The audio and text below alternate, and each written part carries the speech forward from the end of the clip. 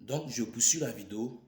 Comme je disais, c'est cette dette du péché qui est collée sur nous. Lorsque nous naissons, c'est lorsqu'on accepte Jésus-Christ qu'elle est ôtée. C'est-à-dire, comme l'a dit dans Hébreux 9, verset 22, sans effusion ici, il n'y a point de pardon de péché. C'est-à-dire, sans que le sang ne se répande, il n'y a point de pardon de péché. C'est pour ça qu'il a jugé bon de sacrifier Jésus-Christ. C'est-à-dire de se donner, de faire répandre son sang pour qu'il y ait pardon, justification, rédemption du péché. C'est-à-dire que lorsque tu acceptes Jésus-Christ, tu te baptises en son nom, c'est comme si tu obtiens l'amnistie. L'amnistie présidentielle, c'est-à-dire pour utiliser un peu les thèmes politiques, tu obtiens l'amnistie, c'est-à-dire le pardon. Autrement dit, la grâce présidentielle divine. Et ce péché l'a ôté sur toi.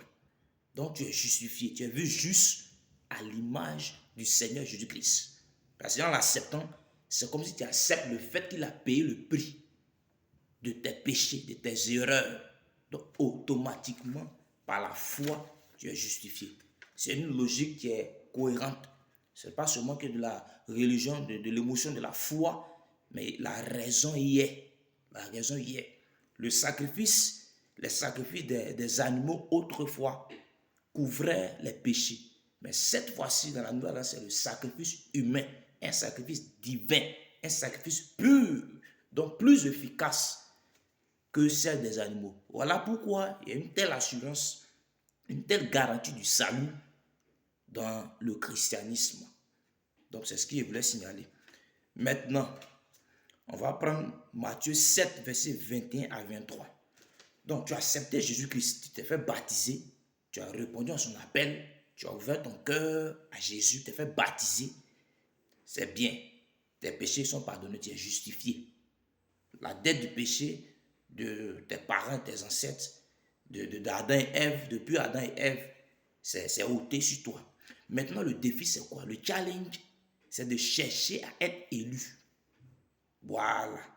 Donc, c'est pas parce que tu as accepté ce nom Jésus-Christ que tu as fait baptiser en son nom que tu peux appeler le salut. Il y a un défi, il y a un challenge. Il y a ce qu'il faut faire pour comment dirais-je, pour être élu. C'est-à-dire, tu dois maintenant traiter durement ton corps, le tenir assujetti pour que tu ne sois pas rejeté après avoir prêché aux autres. Donc le défi, c'est de faire violence sur soi-même pour obéir à sa parole, pour pratiquer sa parole. Parce que dès l'instant que tu as accepté Jésus-Christ, c'est là que la nouvelle vie commence. Donc le compte à rebours est lancé. Le compte à rebours est lancé pour ton élection pour le paradis. Et par tes actes d'obéissance, tu seras qualifié ou disqualifié. On prend Matthieu 7, verset 21 à 23. Matthieu 7, verset 21 à 23.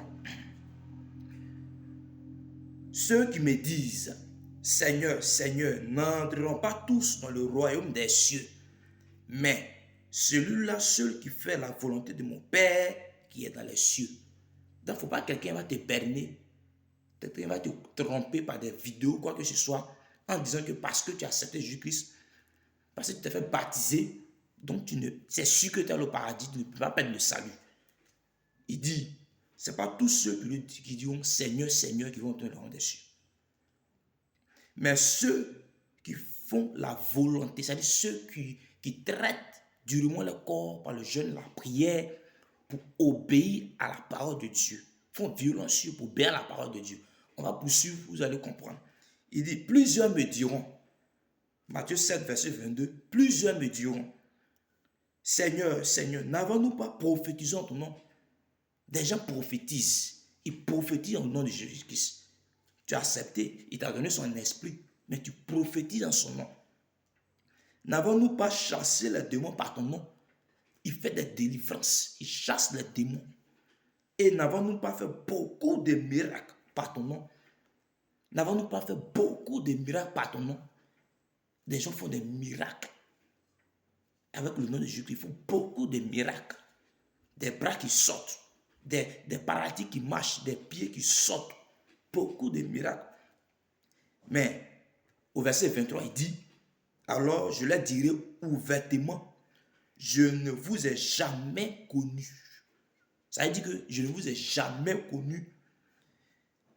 Retirez-vous de moi, vous qui commettez l'iniquité.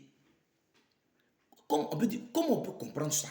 Quelqu'un qui chasse les démons, il prophétise, le Saint-Esprit l'utilise, il manifeste la vie et la puissance du Saint-Esprit. Et puis le Seigneur dit, je ne t'ai jamais connu, toi qui commets l'iniquité. Vous voyez? Donc, aller à l'église, se faire baptiser, prophétiser, faire des miracles, ne te qualifie pas pour le ciel. Des gens vont prendre des portions des Écritures pour dire que tu as accepté Jésus-Christ, tu t'es fait baptiser en ton nom, quels que soient les actes que tu vas faire, Dieu va te pardonner cela, ton paradis est assuré, tu vas au ciel. C'est trop facile. C'est trop facile, mon frère. Il ne faut jamais accepter cet évangile-là. C'est vrai, tu as accepté Jésus-Christ, ton salut est garanti à condition que tu obéisses. À condition que tu obéisses à la parole de Dieu. Les gens prophétisent, les gens font des miracles, mais ils ne sont pas encore convertis. Ils ne sont pas encore devenus chrétiens. Parce que c'est un chrétien qui ne peut pas perdre le salut. Par la suite, on va donner plus de détails. Vous allez comprendre. Parce que Dieu ne nous juge pas. Il ne nous juge pas en fonction de notre nature. Parce qu'il dit, personne n'est juste cette terre. La nature humaine est pécheresse. Donc Dieu ne nous juge pas en fonction de notre nature. Il nous juge par nos actes.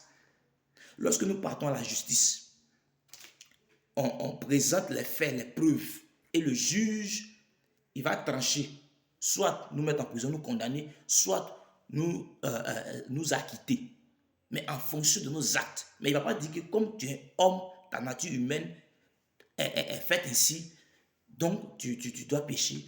Ta nature de femme est faite ainsi. Non, c'est en fonction des actes. Donc Dieu était juste juge. Voilà. L'iniquité, c'est la pratique régulière du péché.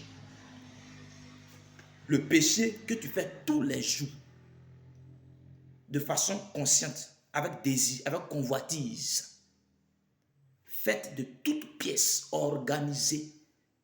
C'est ce péché-là qui peut t'ôter le salut, qui peut te faire perdre le salut. C'est ce qu'on appelle l'iniquité.